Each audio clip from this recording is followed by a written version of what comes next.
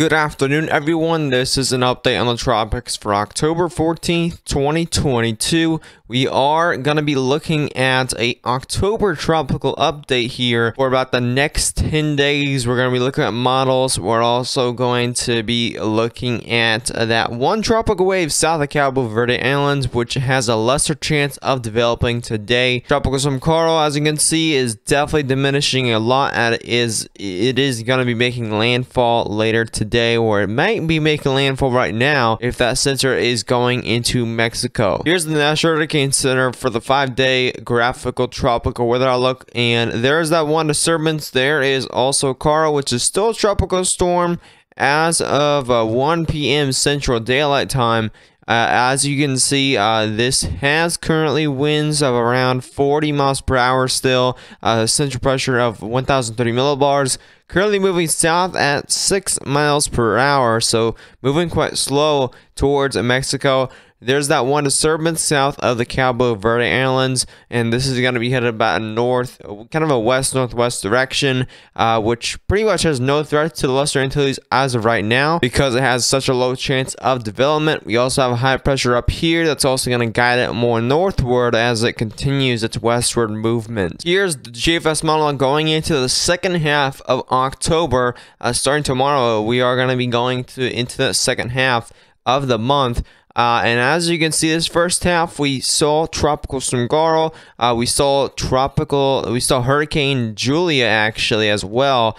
So we have two tropical cyclones and two named storms this month already. Are we going to see any more named storms this month? I don't know. I think we might see at least one named storm. It's probably not going to be a hurricane, but I think we will see another named storm this month. But it's going to really continue to quiet down here, and we're really not going to see much tropical activity at all in November. Now, going to the second half, there's that one tropical wave, which doesn't have much development at all, according to the GFS model, until later on.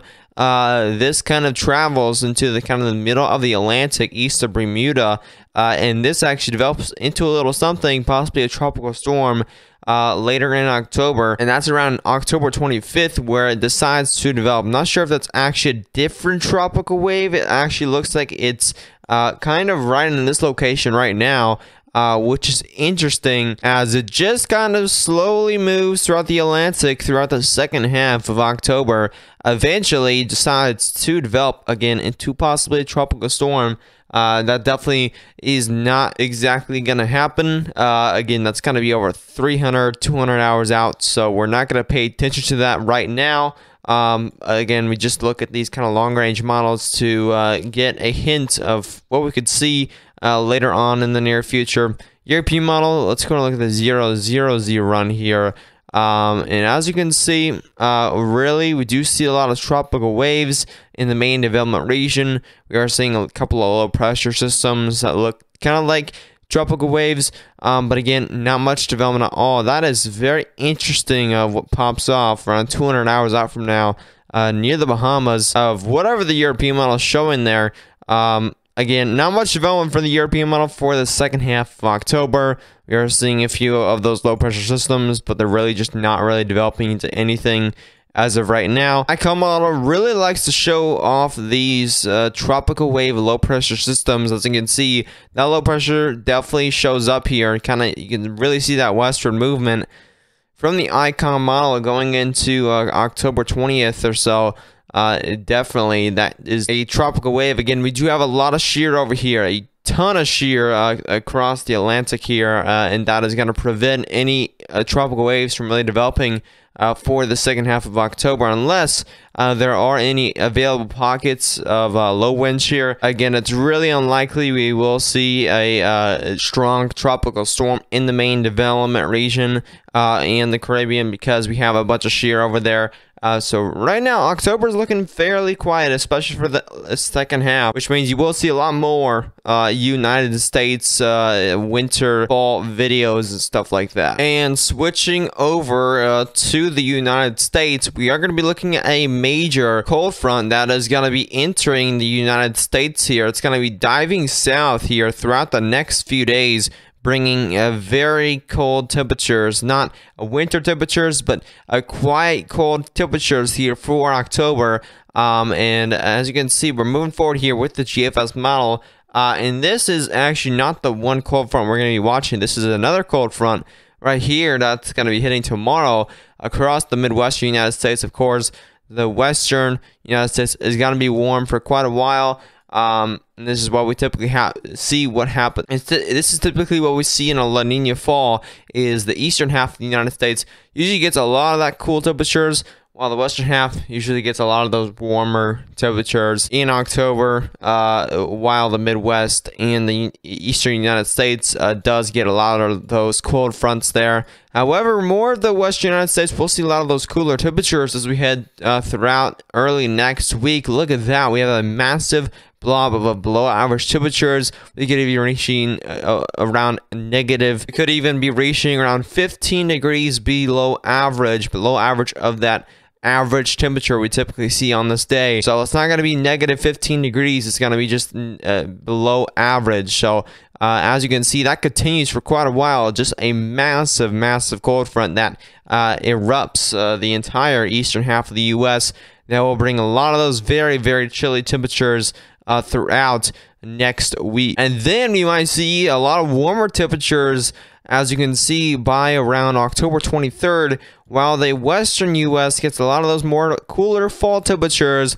Again, the week after next week, we could be seeing a little bit of an October heat wave going across the eastern United States, as the western U.S.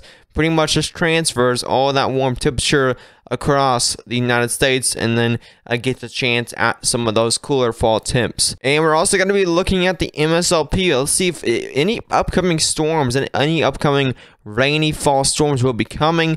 As you can see, we are going to see quite a bit of rain across the southern portion of the United States, around Texas, New Mexico, Arizona, for early next week. And pretty much it's going to be fairly quiet precipitation wise, which means we do have red flag warnings across today, across this region right here, which means there are going to be uncontrollable wildfires, which means do not burn anything across this region here, as that may cause a wildfire, and they will be uncontrollable due to those windy conditions and drier conditions due to a lack of rainfall across the region.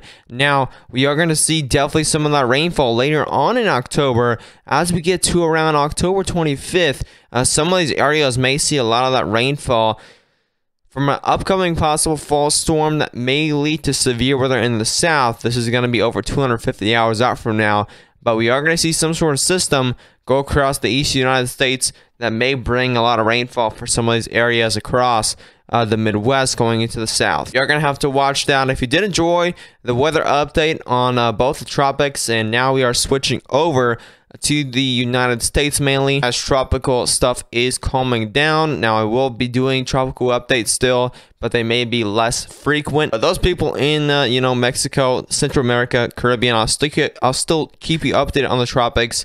But again, as you know, tropical updates do definitely get a little repetitive on the channel. So we will definitely be switching over to some of these United States forecasts. Be sure to subscribe to the channel if you are new, and turn on post notifications. You won't miss a single update or live stream on any extreme weather.